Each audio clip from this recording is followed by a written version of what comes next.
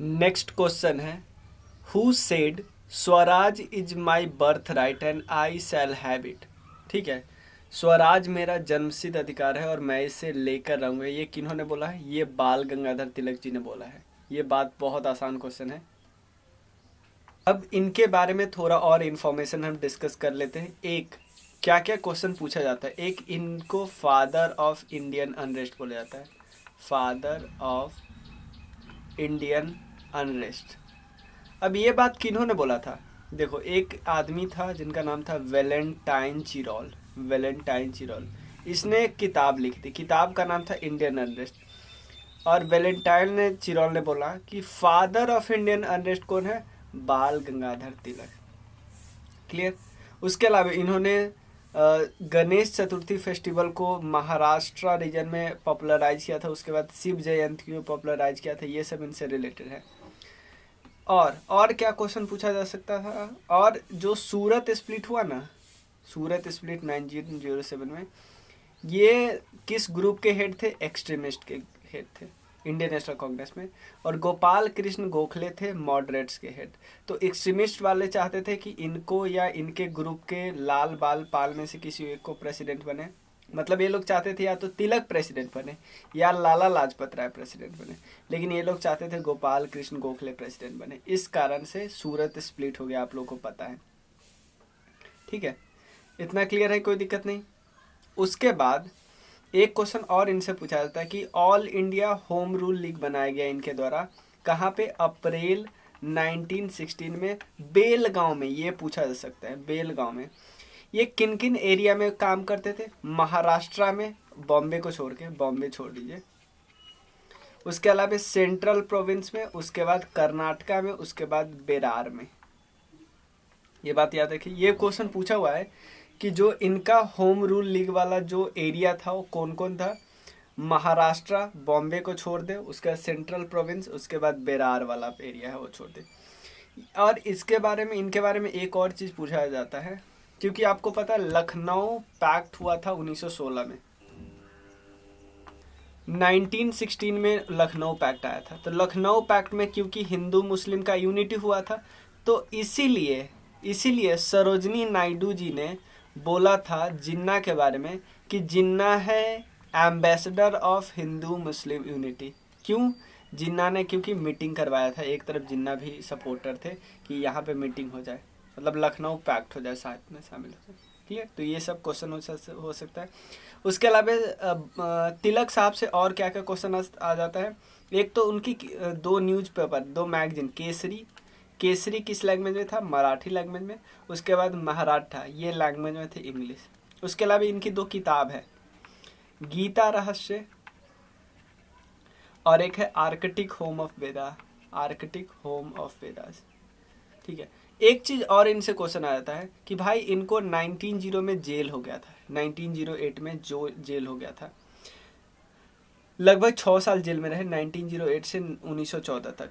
कहाँ पे रहे थे? मैंडले जेल में, जो म्यांमार में था। क्यों जेल में रहे थे? क्योंकि इन्होंने डिफेंड किया था खुदीराम बोस और प्रफुल्ला चाकी के एक्शन को। इन्होंने बोला कि जो प्रफुल्ला चाकी और खुदीराम बोस जो इन्होंने एसेसिनेट किया है, ठीक है ना, ट्राई किया डिस्ट्रिक्ट जज को एसेसिनेट करने का, मिस्टर किंग्सफोर्ड को, ये सही है। ठीक है ना, किंग्सफोर्ड का एसेसिनेशन हो नहीं पाया, लेकिन ये सही है।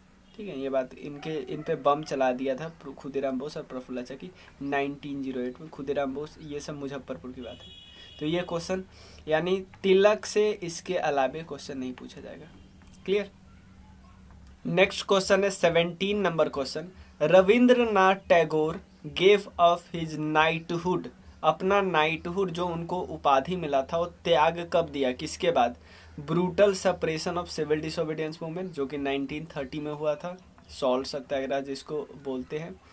24 दिन का यात्रा था, ये भी आप पूछा सकता है। एग्जीक्यूशन ऑफ भगत सिंह इन 1931, भगत सिंह सुखदेव राजगुरु, फांसी लगा था।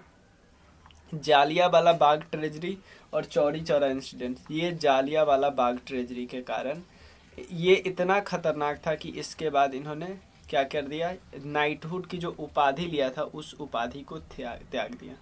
अब यहाँ पे सिर्फ हम ये नहीं देखेंगे कि ये इस क्वेश्चन का आंसर, इस क्वेश्चन आंसर है जालियांवाला बाग हत्याकांड। जालियांवाला बाग हत्याकांड जो हुआ था ना, जनरल डायर ने क्या दी थी, गोली मारने की आदत दी थी। क्यों? क्योंकि एक उससे पहले रॉलेट एक्ट आया था। रॉलेट एक्ट के में क्या था कि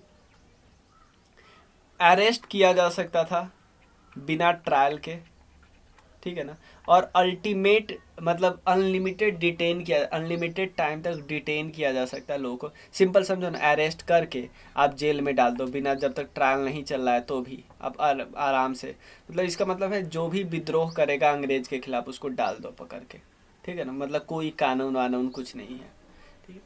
तो इसीलिए यहाँ पे 2 पंजाब के लीडर थे, उनको जेल हो गया। एक खिचलू साहब थे, एक और कोई थे, ठीक है ना, सत्यपाल खिचलू और एक और थे, ठीक है। ये ऑप्शन आएगा तो आप लोग लगा लेना। तो इसके बाद लोग विद्रोह में आ गए जालियांवाला बाग में, जो वैसाखी के दिन 13 अप्रैल 1919 को लोग मीटिंग करने वाले थे कि कैसे क्या करेंगे आगे, ठीक है।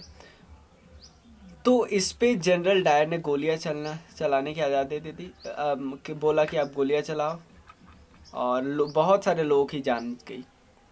एक चीज़ और, तो चलिए अब थोड़ा हम रविन्द्रनाथ टैगोर जी से क्या क्या क्वेश्चन आ जाता है वो मैं बता दे रहा हूँ आपको। सबसे पहले इनको गुरुदेव, विश्वगुरु और कवि गुरु इनको बोला जाता है, ये तो हमें पता है, ठीक है। और इनके बारे में एक और चीज़ इन्फॉर्मेशन बहुत, नोबेल प्राइज इनको लिटरेचर में मिला है। नोबेल प्राइज कब मिला? 1913 में। किस लिए? गीतांजलि के लिए, ठीक है, गीतांजलि के लिए इनको मिला, ये बात याद रखिए। और गीतांजलि के लिए जब भी मिला ना, तो पहले नॉन यूरोपियन थे जिनको नोबेल प्राइज मिला, पहले नॉन यूरोपियन थे इनको नोबेल प्राइज मिला। 1915 में इनको नाइटहुड की उपाधि दी गई थी ब्रिटिश किंग जॉर्ज 5 के द्वारा, जॉर्ज 5 के द्वारा। और जालियांवाला बाग हत्याकांड के बाद इन्होंने इस उपाधि को त्याग दी, ये बात याद रखिए, इन्होंने इस उपाधि को त्याग दी। और एक और क्वेश्चन पूछा जाता है रविन्द्रनाथ टैगोर की कि ये विश्व भारती यूनिवर्सिटी बनाए, विश्व भारती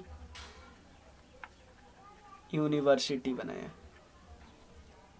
उसके बाद महात्मा गांधी जी को महात्मा किन्होंने बोला था? ये इन्होंने नहीं बोला था, महात्मा गांधी को महात्मा रविन्द्रनाथ टैगोर जी ने। रविन्द्रनाथ टैगोर जी 3 देश के नेशनल एंथम में सपोर्ट किए हुए हैं। पहला तो इंडिया और बांग्लादेश का तो सीधा सीधा, लेकिन श्रीलंका के स्टूडेंट को इन्होंने क्या किया था? इंस्पायर किया था अपना नेशनल एंथम लिखने के लिए। तो 3 देश हो गया, 3 देश के नेशनल एंथम में इनका सपोर्ट था।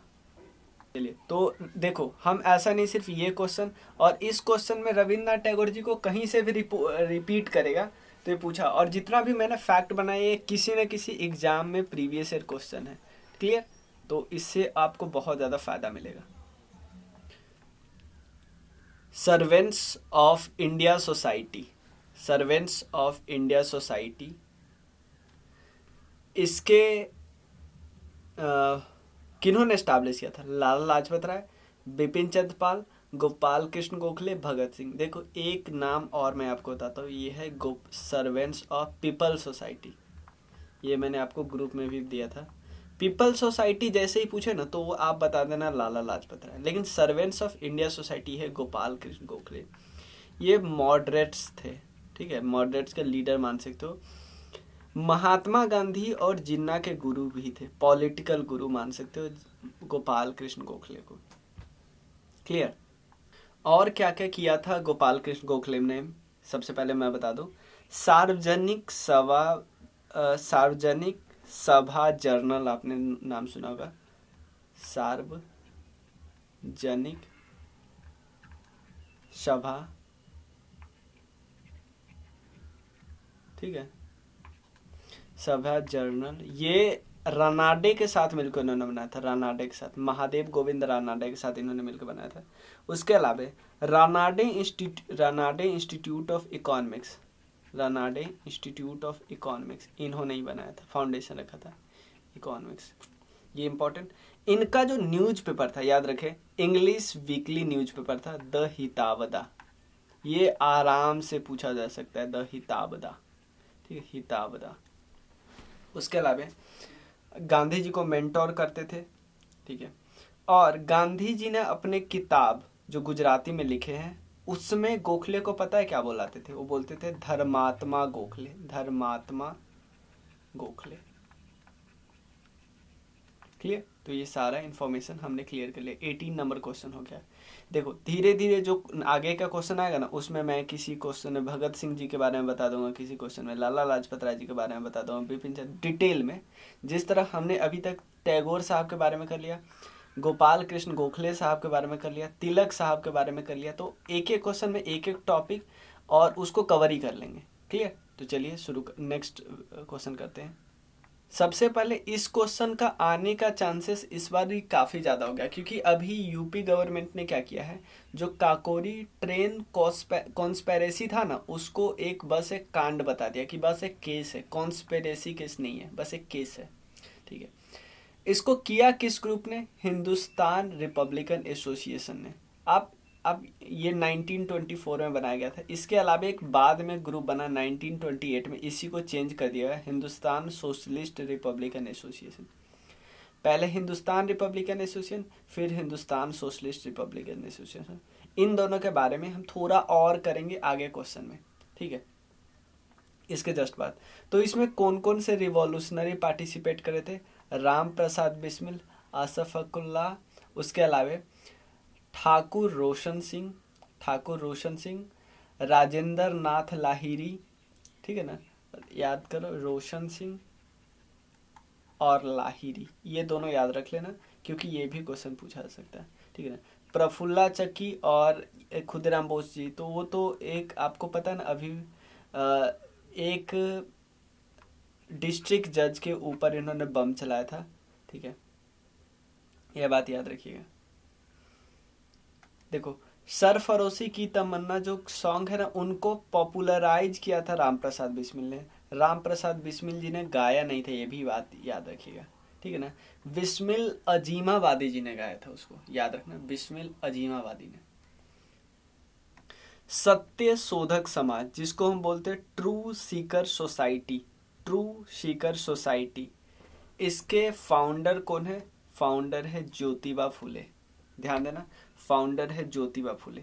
ज्योतिबा फुले किस किताब से बहुत ज़्यादा इंस्पायर थे? एक किताब था द राइट ऑफ मैन, उससे बहुत ज़्यादा इंस्पायर थे, द राइट ऑफ मैन। ये किसकी किताब है? ये भी क्वेश्चन पूछा जा सकता है। ये किताब है थॉमस पेन की, थॉमस पेन की किताब है द राइट ऑफ मैन। उसके अलावा एक इनकी पब्लिकेशन जो बहुत फेमस हुई वो उसका नाम है गुलामगिरी। बाकी और भी है लेकिन वो उतना इम्पोर्टेंट नहीं है, जैसे तृतीया रत्ना, उसके अलावा छत्रपति शिवाजी राजे भोसले और भी चीज़ है, लेकिन ये बहुत फेमस है। 1873 में इन्होंने सत्य शोधक समाज बनाए। उन्होंने अपनी वाइफ को पढ़ाया लिखाया बहुत ज़्यादा, और सावित्री बाई उनकी वाइफ का नाम, सावित्री बाई एक स्कूल बनाती है पुणे में, जो वो था ऑल वुमेन स्कूल।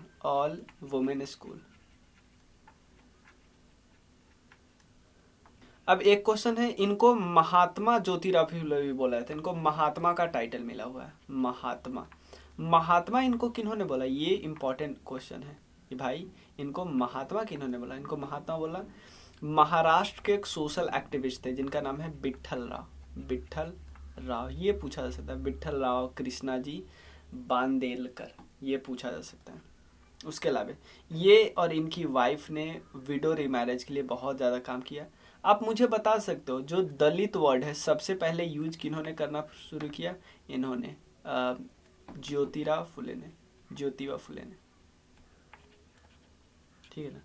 और इन्होंने बहुत ज़्यादा काम किया, थोड़ा बहुत महात्मा गांधी के साथ भी, ठीक है ना, बहुत ज़्यादा तो नहीं, थोड़ा बहुत महात्मा गांधी के साथ भी, ठीक है। चलिए, who was the first women president of Indian national Congress? देखो सबसे पहले इंडियन नेशनल कांग्रेस की बात करें, पहला कब, कुछ क्या क्या याद रखना है मैं बताता हूँ। इंडियन नेशनल कांग्रेस से फर्स्ट सेशन कब हुआ था? फर्स्ट मुस्लिम कब लिए थे, फर्स्ट यूरोपियन जो देखो पहला हुआ था 1885 में तेजपाल संस्कृत कॉलेज में बॉम्बे में, ठीक है ना। पहले पुणे में होने वाला था बट हैजा फैल गया पुणे में, इसलिए वहाँ पे हुआ बॉम्बे में। WC बनर्जी पहले प्रेसिडेंट थे। फाउंडर बोला जाता है ईओ ह्यूम को फाउंडर बोला जाता है इंडियन नेशनल कांग्रेस का। उस समय वायसरॉय कौन था, लॉर्ड डफरिन। डफरिन ने एक बात बोली थी कि मैं कांग्रेस को मतलब कि ये थोड़ा सा नहीं लॉर्ड डफरिन ने नहीं बोली थी, हाँ लॉर्ड डफरिन ने बोली थी इंडियन नेशनल कांग्रेस के बारे में माइक्रोस्कोपिक माइनॉरिटी है, ठीक है। और करजन ने क्या बोली थी इंडियन नेशनल कांग्रेस के बारे में कि कांग्रेस को ये बोले थे कांग्रेस के बारे में कि इंडियन नेशनल कांग्रेस तो टूट रहा है और मैं इसकी मदद करूंगा टूटने में, टॉटरिंग वगैरह हो रहा है, ऐसा कुछ स्टेटमेंट दिए थे, ठीक है। तो डफरिन वाला जो माइक्रोस्कोपिक माइनॉरिटी हुआ वाला बात डफरिन ने बोला था, ये भी बात याद रखिए। करजन वाला बात भी याद रखिए। पहला मुस्लिम, पहला यूरोपियन यूले थे, ठीक है ना। ये 4th सेशन था और मुस्लिम वाला 3rd सेशन था, ये भी याद रखिएगा। चलिए, और उसके बाद ये याद रखना है फर्स्ट देखो पहली बार वुमेन ने एक सेशन को बस क्या किया था, प्रेसिडेंट नहीं बनी थी। जैसे आप 1890 में कादम्बरी गांगुली ने बस एक भाषण दिया था, उसमें एक वुमेन थी। लेकिन पहली बार वुमेन प्रेसिडेंट बनती है 1917 में। पहली बार इंडियन वुमेन प्रेसिडेंट बनती है 1925 में। और 1924 में कौन बनते हैं, महात्मा गांधी। एक मात्र बात, ये कहाँ पे, बेलगांव में। बेलगांव इसलिए फेमस है क्योंकि यहीं पे all India home rule league का फॉर्मेशन किया था तिलक साहब ने। तिलक साहब पूरे महाराष्ट्र को संभालते थे, बॉम्बे को छोड़ के। महाराष्ट्र, सेंट्रल प्रोविंस, कर्नाटका और बेरार, ये सब एरिया में इनका होम रूल लीग था, ठीक है। तिलक साहब के बारे में 1925 में सरोजनी नायडू के बारे में 2-3 चीज याद रखे। ये इन्होंने बोला था किसके बारे में, इन्होंने बोला था जिन्ना को, Jinnah is the ambassador of Hindu Muslim unity. और सरोजनी नायडू जी को भारत कोकिला बोलते थे, कौन, महात्मा गांधी। और महात्मा गांधी जी ने बोला था कि जब सॉल्ट सत्याग्रह में मेरे अरेस्ट होने के बाद जो इसको संभालेगा कौन, सरोजनी नायडू। ये बात याद रखिएगा, ठीक है। और एक दर्शना करके जगह था, दर्शना, वहाँ पे सत्याग्रह हुआ था, वहाँ पे लीड कर रही थी सरोजनी नायडू। दर्शना सत्याग्रह किस टाइमलाइन में हुआ था, 1930s में ही हुआ था, मतलब सिविल डिसोबीडियंस मूवमेंट के समय। सिविल डिसोबीडियंस मूवमेंट आपको पता है ना, फर्स्ट जो सिविल डिसोबीडियंस मूवमेंट हुआ था वो हुआ था चंपारण सत्याग्रह। राजकुमार शुक्ल याद है, ठीक है, ऐसे याद रखना। और एक चीज मैं बता दूं, ये जो तरीका है ना इंटर लिंकेजेज का, ये बेस्ट तरीका है मुझे जो लगता है रिवीजन का, ठीक है। एक चीज ये याद रखना, मैं ऐसा नहीं कि ये सब मैं आपको जो बता रहा हूँ इस सब के लिए पहले से प्रिपेयर करता हूँ, ये साथ ही साथ बताते चलता हूँ ताकि आपको भी ऐसे करना है, ठीक है ना। ताकि रिवीजन का आप हर चीज़ के लिए टाइम नहीं दे सकते।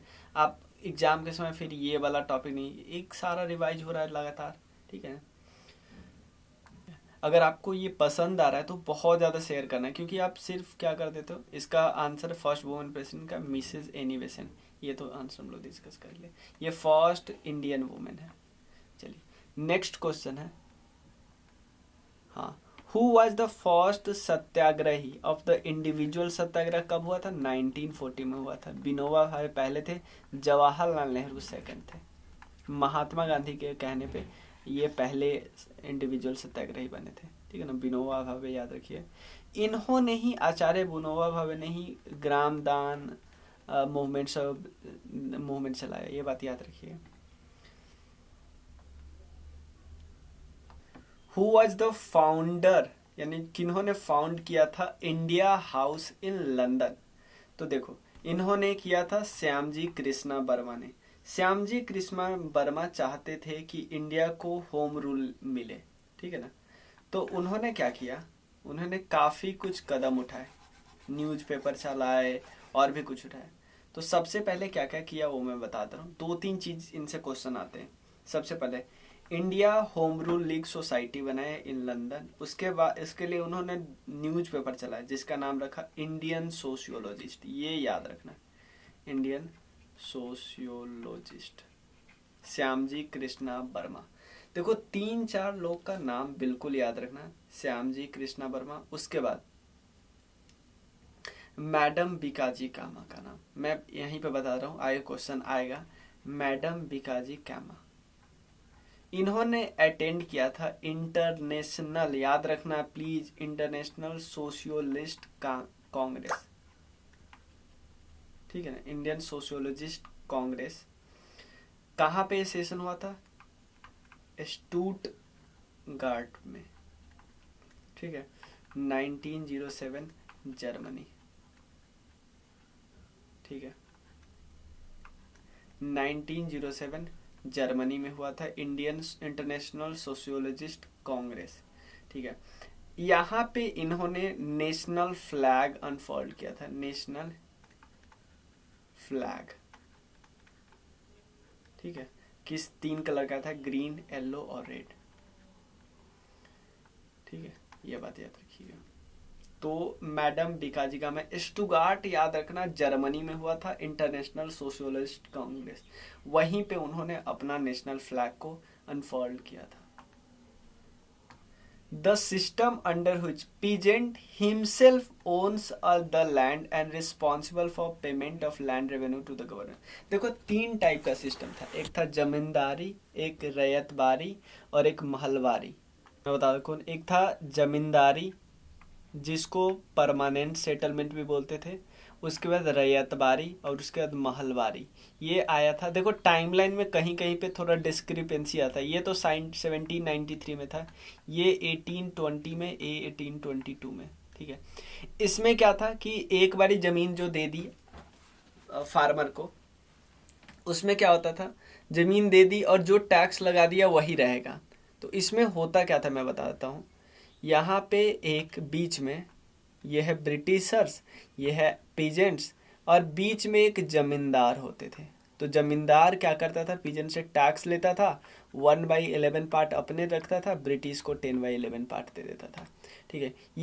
ये स्टार्ट किसने, इंट्रोड्यूस किसने किया था? लॉर्ड कॉर्नवालिस ने, लॉर्ड कॉर्नवालिस ने, और जॉन सोर भी एसोसिएटेड थे, जॉन सोर भी एसोसिएटेड थे इस सिस्टम से।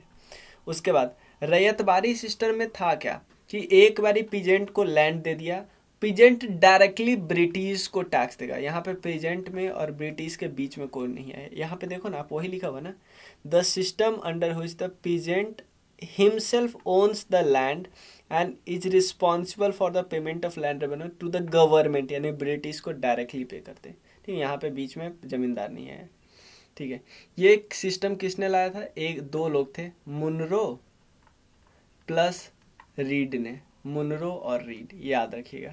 ये किस एरिया में था, मैं एरिया ही बता दूंगा, पहले ये कर लेते हैं। महलवारी सिस्टम, इसमें क्या किया था, ब्रिटिशर्स ऐसे ही हर एक पीजेंट के पास नहीं जाएगा, ब्रिटिशर्स जाएगा एक गांव में, एक विलेज जिसको महल ये लोग बोलते थे, गांव को महल बोलते थे ब्रिटिश, और पीजेंट लोग यहाँ पे अपना सारा समय पे जो जिस समय देना हो सारा यहाँ पे रख देंगे, यहाँ से ब्रिटिश आके ले जाएंगे।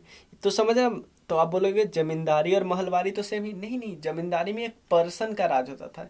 यहाँ पे मान लो ना गांव के चबूतरा पे, जैसे शोले मूवी में जो आके यहाँ पे रख देता था फिर ये ले जाते थे ब्रिटिशर्स, वैसा सिस्टम हो रहा है यहाँ पे, ठीक है, क्लियर। तो महलवारी सिस्टम किसने स्टार्ट की थी? हॉल्ट मैकेंजी ने, ठीक है ना, हॉल्ट मैकेंजी ने।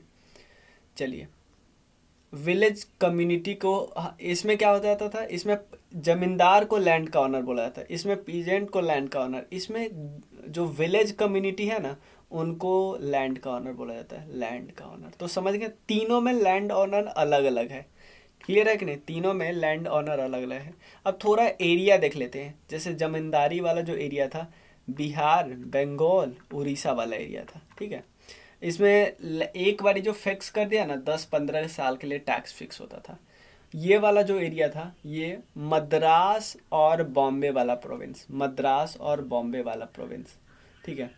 और ये वाला जो एरिया था ये था central province Agra Awadh Delhi, central province Agra Awadh Delhi. ठीक है ना, तो ये तीनों याद रखना, कोई भी पूछे आप लगा देना।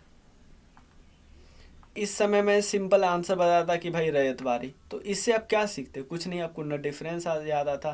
ठीक है ना, इसीलिए जो कल्टीवेटर जो पीजेंट होते ना उनको रैयत बोलते थे। Next, who wrote the book India for Indians, किन्होंने लिखा है किताब इंडिया फॉर इंडियंस, जो किताब है वो किन्होंने लिखा है, ये लिखे सी आर दास। ठीक है, सी आर दास के बारे में और चीज़, ये लिखा कब है 1917 में। मैं क्यों साल बता रहा हूँ भाई, क्योंकि अब साल भी पूछ लेता है। Poverty and un British rule of India, ये तो लिखा है, हम सबको होता है दादा भाई नौरोजी ने। सी आर दास से और क्या क्या क्वेश्चन आज आ जाते हैं, देखो बिहार में जो पहला सेशन हुआ था 1912 में पटना में हुआ था, सेकेंड सेशन हुआ था गया में हुआ था, बिहार का सेकेंड सेशन 1922 में, इसके प्रेसिडेंट थे सी आर दास, ये याद रखना है आपको।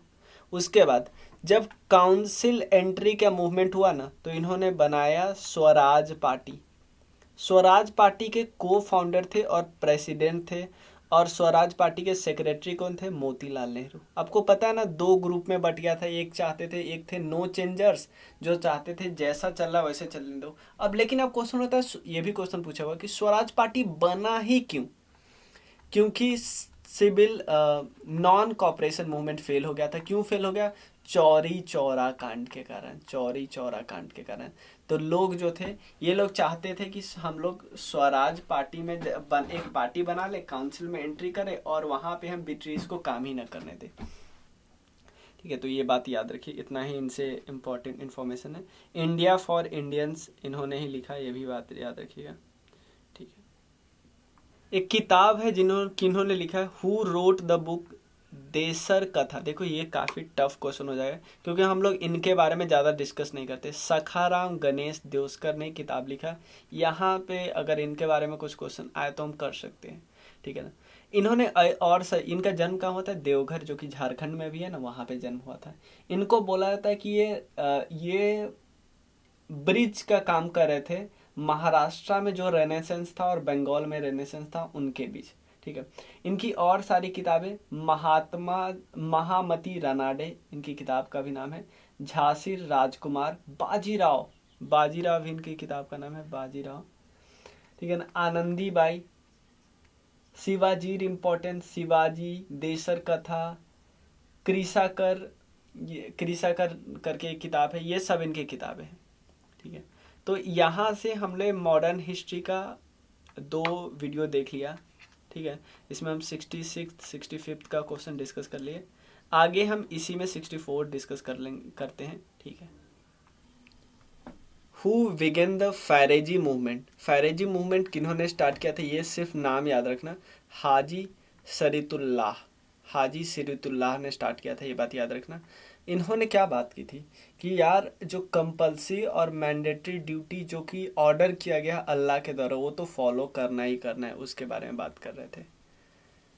सैयद मोहम्मद अहमद के बारे में, ये अलीगढ़ यूनिवर्सिटी इन्होंने बनाया था, अलीगढ़ यूनिवर्सिटी, याद रखिएगा। नेक्स्ट क्वेश्चन है,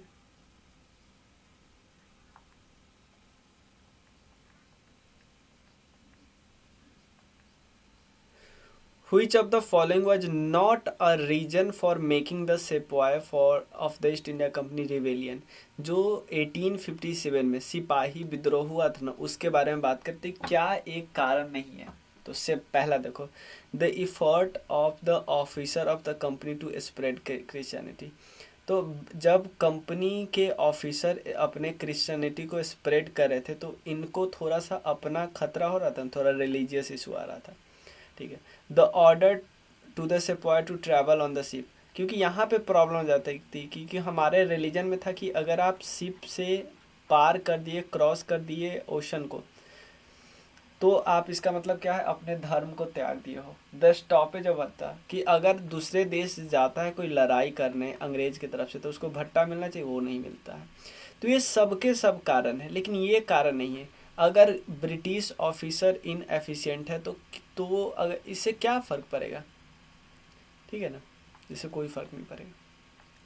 तो डी कोई कारण नहीं है। तो कहाँ कहाँ पे हर जगह हुआ आपको पता है, दिल्ली आगरा इन सब जगह हुआ है, इसके बारे में हम डिटेल में कर चुके हैं। थर्ड क्वेश्चन है, the Mughal emperor Bahadur Shah Zafar, it was said that his empire extended to, Bahadur Shah Zafar two की बात करें, ये 1857 के रिवॉल्ट में मेन फेस थे। ठीक है, ये बात याद रखिएगा। तो इनका जो इसमें ऑप्शन है ई, क्योंकि एक्चुअली बुक में जो दिया हुआ है वो दिल्ली टू पालम दिया है, चांदनी चौक टू पालम नहीं दिया है, तो बीपीएससी ने भी इसको ई किया, याद रखिएगा। ठीक है, यहाँ पे लिखा हुआ है in option A Chandni Chowk to Palam mansion, so the basis of factual correction contradiction, क्योंकि ऐसा लिखा हुआ था Bahadur Shah Zafar is also known as king of Delhi to Palam. ठीक है, ये बात याद रखिए। ठीक है, इनका राज दिल्ली के रेड फोर्ट से बहुत कम बाहर था, मतलब एयरली बाहर था, बात याद रखिएगा। इनका फादर का नाम है अकबर टू और मदर का नाम है लाल बाई। चलिए, the immediate cause of Deccan right, Deccan right का मेन कारण क्या था, जो महाजन्स लोग थे वो बहुत हाई इंटरेस्ट रेट चार्ज करते थे 1875 में, याद रखें, बॉम्बे डेक्कन रीजन, और वहाँ पे रैयतबारी चल रहा था, याद रखिए रैयतबारी चल रहा था, वहाँ पे बहुत ज़्यादा इंटरेस्ट रेट चार्ज किया जाता था, इसलिए डेक्कन राइट हो गया।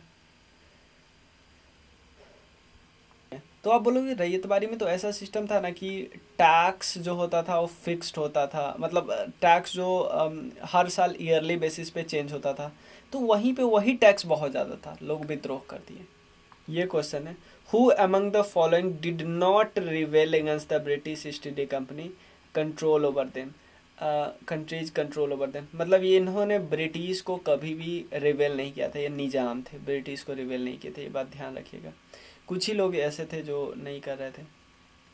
ठीक है, किन्होंने किताब लिखी poverty and British rule of India, दादा भाई नौरोजी, जिनको grand old man of India बोलते थे, और इनके बारे में बहुत ज़्यादा इन्फॉर्मेशन हमने डिस्कस कर लिया है इसी वीडियो के शुरुआत में ही।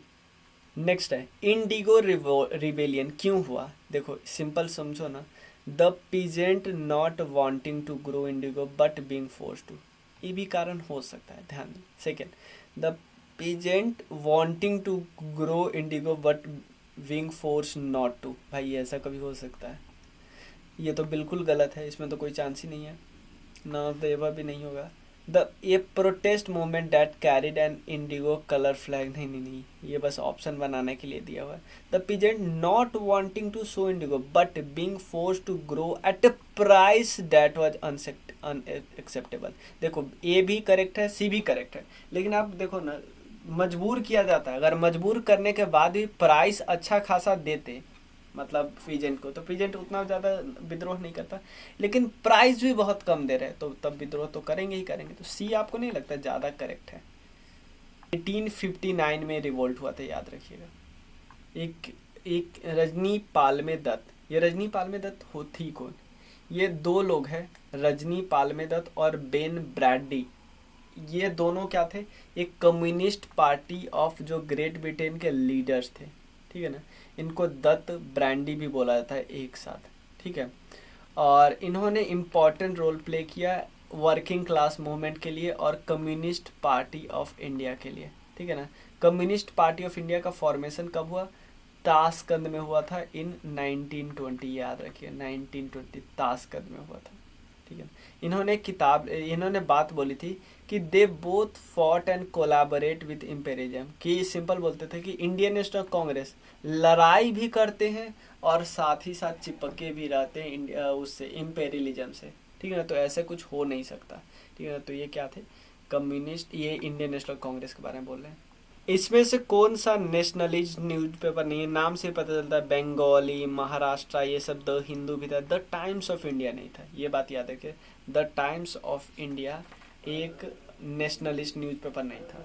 ठीक है, तो और कुछ न्यूज़पेपर है उसके बारे में हम बता देते हैं, जैसे कुछ न्यूज़पेपर और है, जैसे टाइम्स ऑफ इंडिया तो नेशनलिस्ट नहीं है, लेकिन ये सब बाकी नेशनलिस्ट है। चलिए इतना ही, इसमें ज़्यादा इन्फॉर्मेशन नहीं डिस्कस।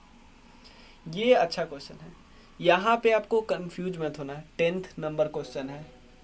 ठीक है, 10th नंबर क्वेश्चन है, आपको कॉम्बिनेशन करना है, प्रार्थना समाज, यंग इंडिया, लोकहितवादी, सत्यशोधक। अब देखो एक दो को आप करेक्ट करके देखो। आपको मुझे लगता है कि सत्यशोधक समाज सबसे पतले पता है, तो ये 1 2 3 4, फोर्थ नंबर पे कहाँ ज्योतिबा फुले लिखा हुआ है? 1 2 3 4 5, ये तो 5वें नंबर पे है।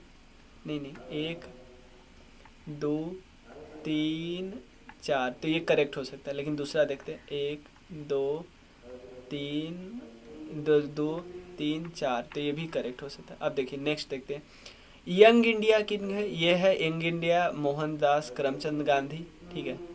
और लेकिन न्यू इंडिया आपसे पूछे ना, तो न्यू इंडिया के है एनी बेसेंट, ठीक है ना, तो ये करेक्ट है। प्रार्थना समाज हम सबको पता है, आत्माराम पांडे। प्रार्थना वर्ड किसे? आत्मा से आता है, आत्मा, ठीक है। और लोक हितवादी गोपाल हरि देशमुख, ये सबको पता है, तो इसलिए बी करेक्ट है। तो एक बार याद कर लिए, प्रार्थना समाज आत्माराम पांडुराम, यंग इंडिया मोहनदास करमचंद गांधी, लोक हितवादी, ठीक है, लोक हितवादी गोपाल हरि देशमुख, सत्यशोधक समाज ज्योतिबा फुले, और रहनुमा मर्यादन सभा ये नौरोजी फुरदोजी थे। तो ये सारा करेक्ट है बी।